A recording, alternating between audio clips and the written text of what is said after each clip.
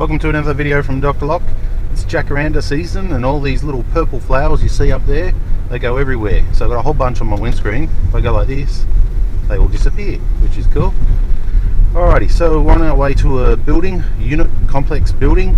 One of the issues with some of the unit blocks is they come out with these standard lever handles and they always get broken into.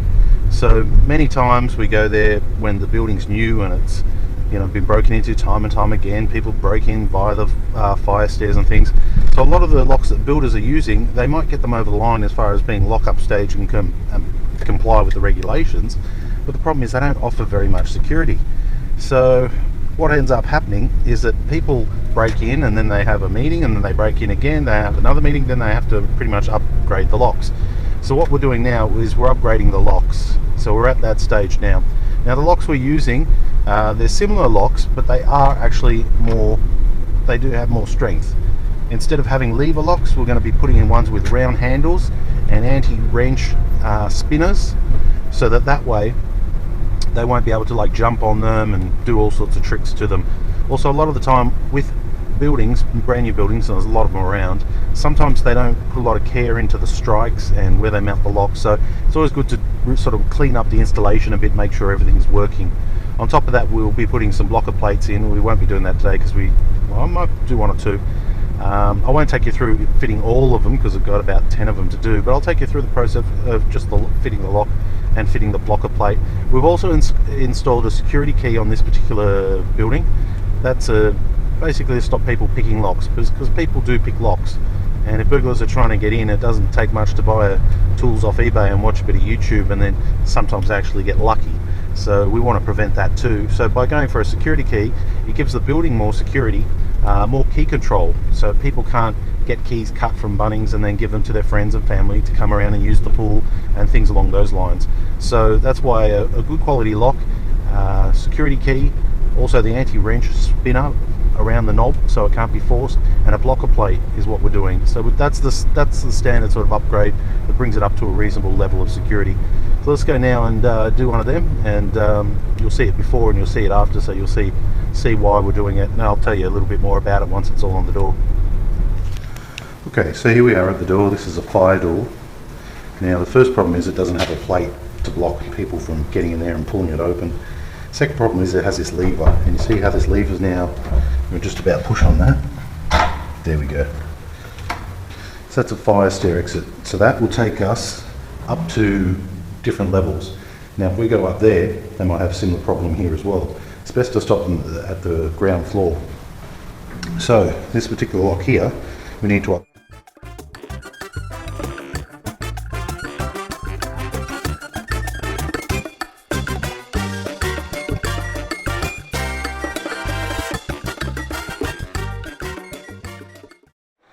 And here is our new lock, multi-lock, anti-wrench handle. When you turn the key, it pulls the latch back from the inside, always free to exit. Stronger than what they had. Just going to line this up now. It's good.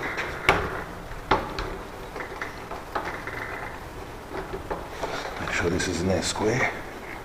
If not, we might need a re-drill. Uh-oh, we might need a re-drill. That looks off-centre. Looking at that, this needs to be down further. What a bad install. Okay, so to re-drill the hole, I'm going to use a 54mm hole saw.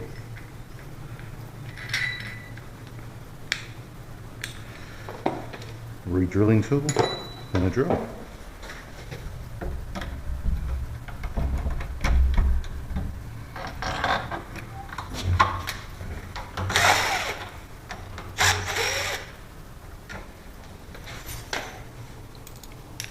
Running out of room in my trolley. Should have got the deluxe trolley with the kids' seats on. Alright, so let's see how off they were now. It's 70mm.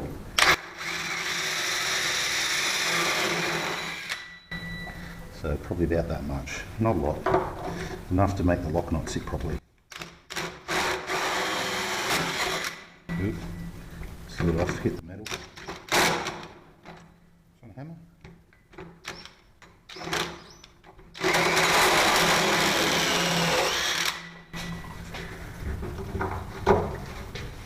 get it exactly centered. So there's two sizes there, 60 and 70. We want 70.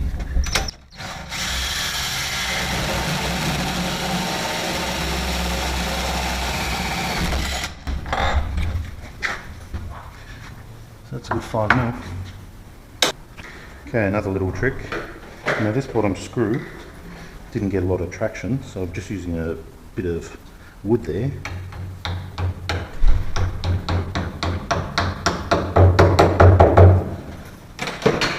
That will give the screw a little bit more. Beautiful. So before, it didn't get a really tight fit. It was in there, but we don't want it coming out and jamming the latch, so it's a good one.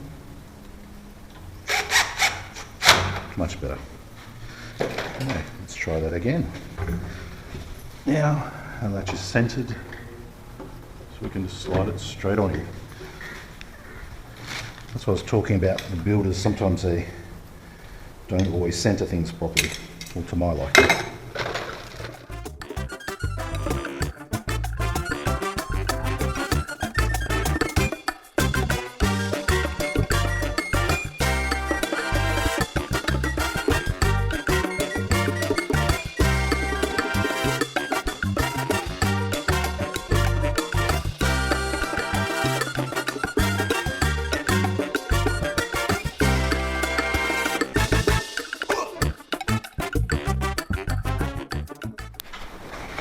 Okay, so let's install the blocker plate, and that will go over the top there and only just clear the striker plate.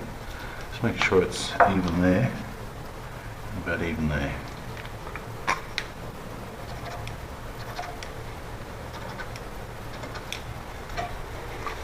Okay, let's do some drilling.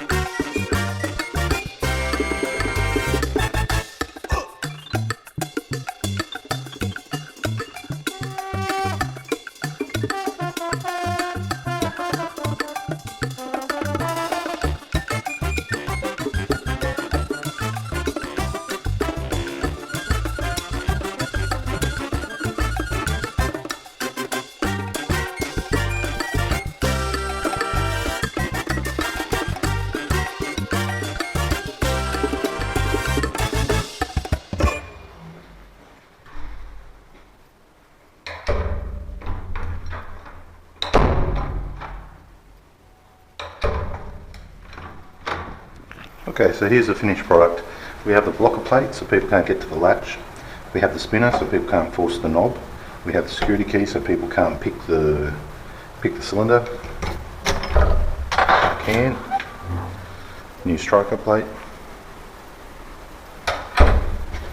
Nice and soft from the inside. Always free. Now we do a quick little clean.